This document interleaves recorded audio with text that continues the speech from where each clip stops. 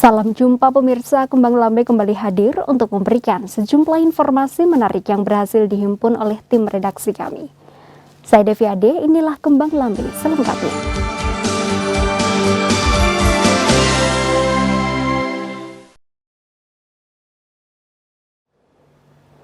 Pemirsa, Dinas Pertanian Tulungagung menggelar sosialisasi ketentuan di bidang cukai, khususnya pada hasil tembakau melalui DBHJHT. Kegiatan ini pun turut mengundang para kelompok tani dari 5 kecamatan yang merupakan penghasil komoditas tembakau. Dengan harapan para petani tembakau di Tulungagung bisa berinovasi untuk meningkatkan pendapatannya.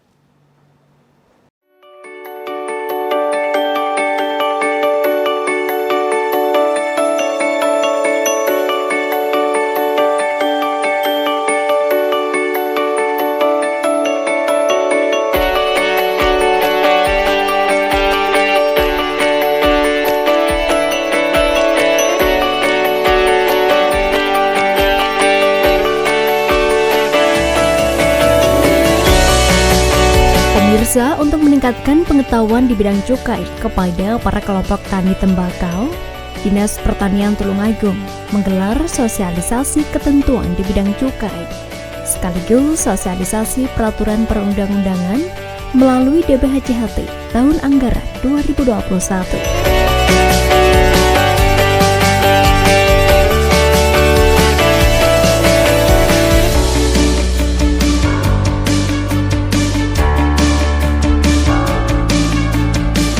Kegiatan sosialisasi ini pun diikuti oleh beberapa kelompok tani yang tersebar di 5 kecamatan Kabupaten Tulungagung yang merupakan kecamatan penghasil komoditas tembakau dengan penerapan protokol kesehatan secara ketat.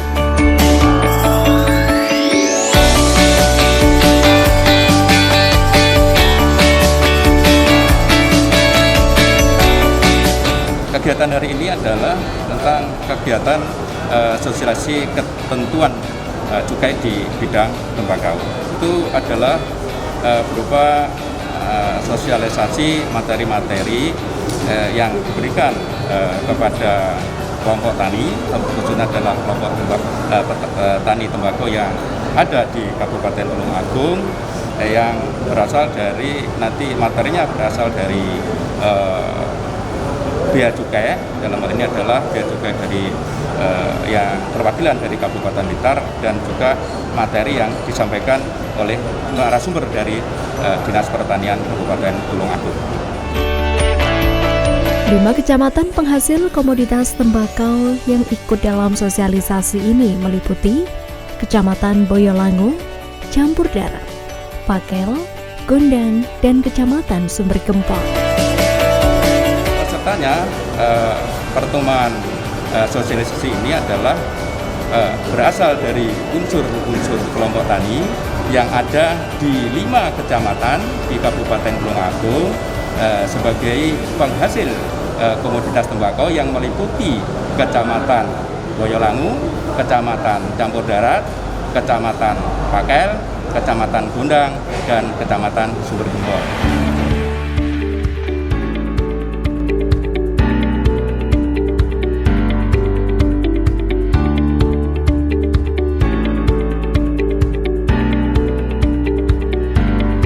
Kabupaten Tulungagung termasuk dalam 10 besar daerah penyumbang hasil produksi untuk jenis tanaman tembakau bagi Provinsi Jawa Timur. Dan tahun ini luas tanaman tembakau di Tulungagung seluas kurang lebih 1.382 hektar. Kian lama permintaan tembakau di Tulungagung semakin meningkat karena permintaan di pasaran pun juga meningkat.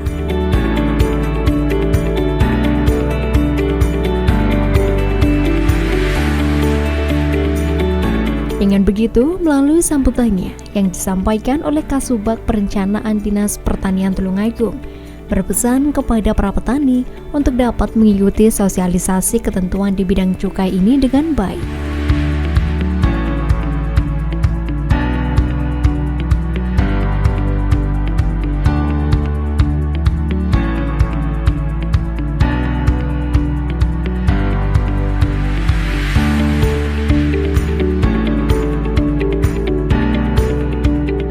selama mengikuti, manfaatkanlah waktu dengan baik. Apabila nanti ada sesi tanya jawab diskusi, silahkan memanfaatkan waktu dengan baik. Terus yang berikutnya, Bapak-bapak banyak yang sudah mendapatkan bantuan WIDIK ataupun yang lain ya terkait tembakau. Nah, apa yang sudah diberikan dari Dinas Pertanian, dari pemerintah daerah melalui Dinas Pertanian, manfaatkanlah dengan baik. Nah, ketika nanti misalnya ada usulan-usulan lagi, untuk proposal itu dibuat 1 tahun sebelumnya, ya. Pagi hari ini sosialisasi perundangan tembakau secara resmi kami buka pada hari ini. Bismillahirrahmanirrahim.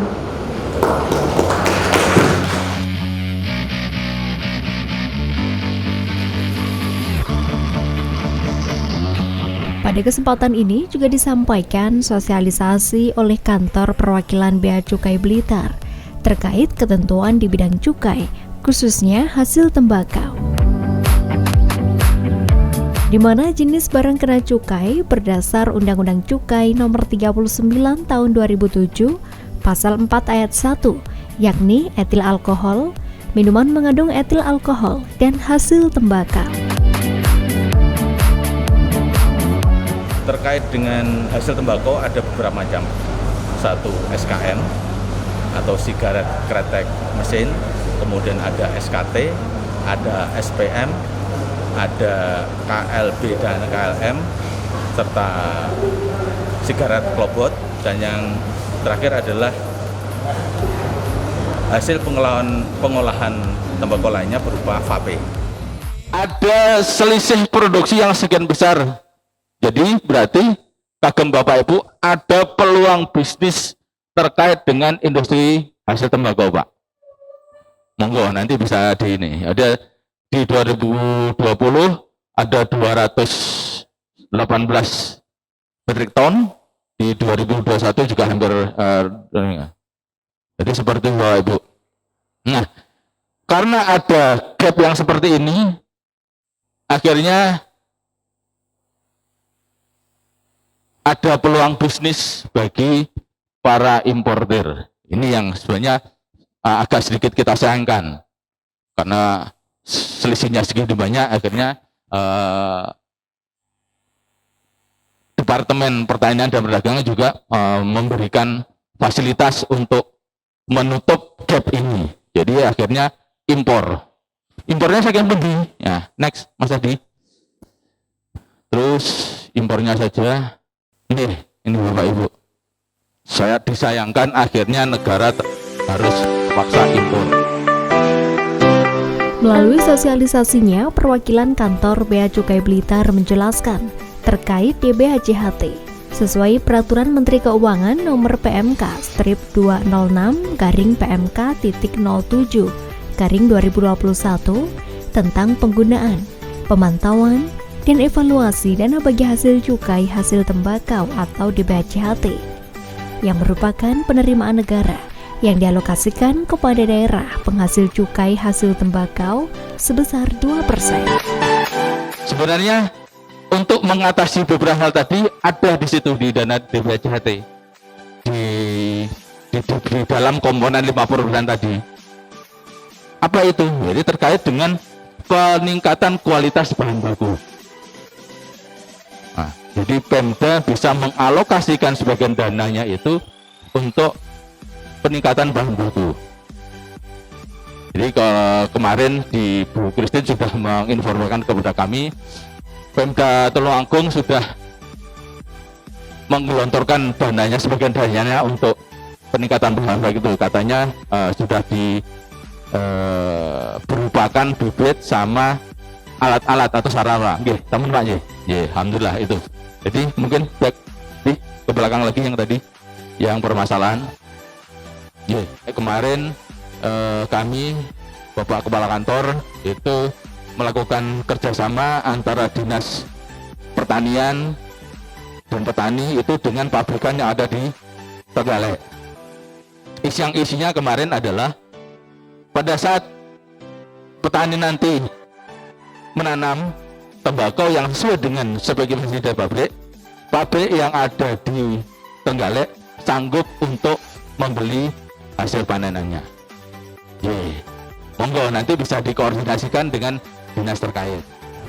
Ranking tertinggi terkait jumlah produksi, baik produksi tembakau maupun produksi hasil tembakonya.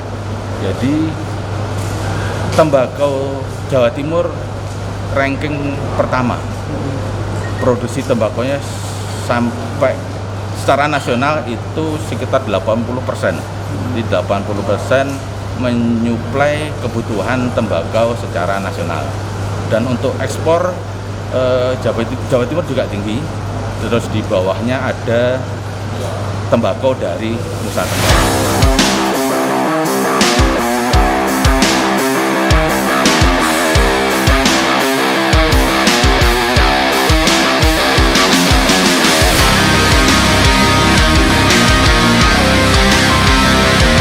Pada sesi tanya jawab yang diberikan kesempatan oleh Bea Cukai Blitar ini pun, audiens dari para petani tembakau terlihat antusias untuk memberikan pertanyaan kepada narasumber terkait hasil tembakau dan pengelolaannya.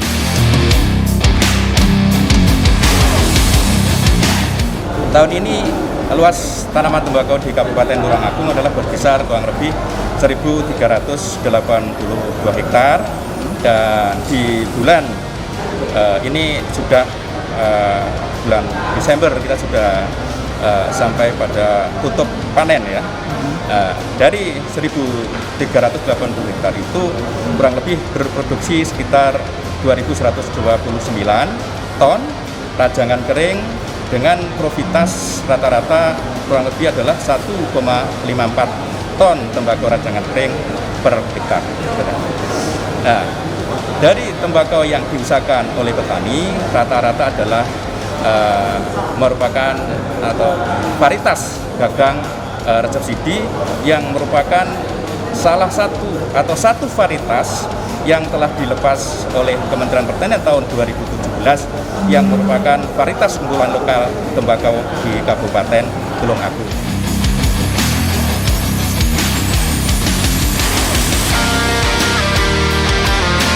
Sosialisasi berikutnya disampaikan oleh Kasih Tanaman Semusim Bidang Perkebunan Dinas Pertanian Tulungagung yang menyampaikan materi tentang pengendalian non-tobacco related material atau NTRM dan tain atau noda yang merupakan bau-bauan yang melekat pada tembakau. Bapak Ibu, ada beberapa yang perlu dilakukan untuk mencegah adanya NTRM dan tain ini. Salah satu diantaranya adalah Sustainable Tobacco Program atau STP atau program berkelanjutan usaha tembakau, yang ini ada beberapa aspek. Diharapkan petani mengikuti petunjuk bagaimana cara budidaya tembakau yang baik, atau disebut dengan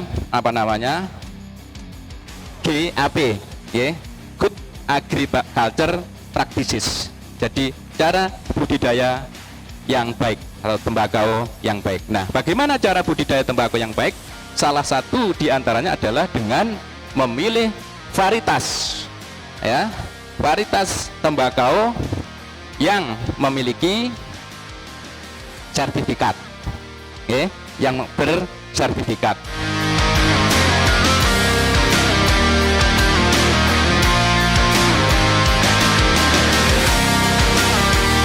Peserta sangat antusias sekali, terutama untuk materi-materi yang disampaikan baik oleh dari yang narasumber dari Bea Cukai maupun juga dari Dinas Pertanian.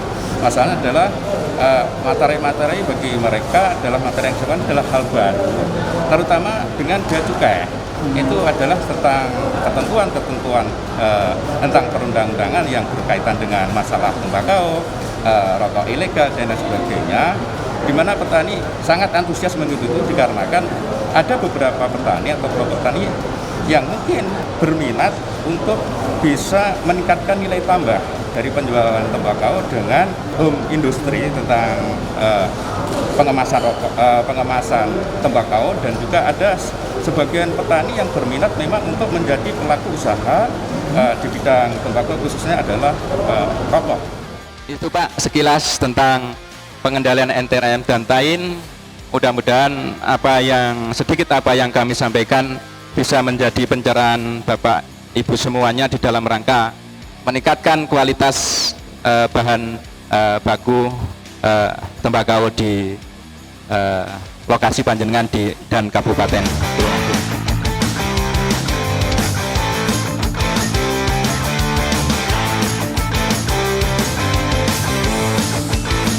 Kebetulan kita ini adalah yang diusahakan oleh petani kita, khususnya di Tulungagung, adalah tembakau rajangan. Rajangan Jawa yang memang pangsa pasarnya adalah untuk pasar-pasar linting atau tradisional. Jadi kita belum sesuai dengan jenis tembakau yang kita usahakan. Ini pangsa pasarnya memang untuk pasar-pasar lokal atau tradisional. Bagian kecil juga masuk di pabrikan lokal. Petani tembakau di 5 kecamatan di Tulungagung ini pun begitu antusias mengikuti sosialisasi yang digelar Dinas Pertanian Tulungagung melalui DBHCHT, sehingga diharapkan bisa meningkatkan nilai tambah dan dapat meningkatkan perekonomian para petani tembakau di Tulungagung. Dari Tulungagung, Tim Liputan JTV melaporkan. Informasi tersebut sekaligus menutup jumpa kita pada Kembang Lambe edisi hari ini. Jangan lupa kunjungi akun fanpage Facebook kami di A1-JTV Kediri, akun Instagram kami di @JTV-Kediri, serta channel YouTube kami di JTV_Kediri. Dan dapatkan informasi menarik lainnya di jtvmataraman.com. Saya Devi Adi, terima kasih atas kebersamaan Anda. Sampai jumpa dan salam JTV.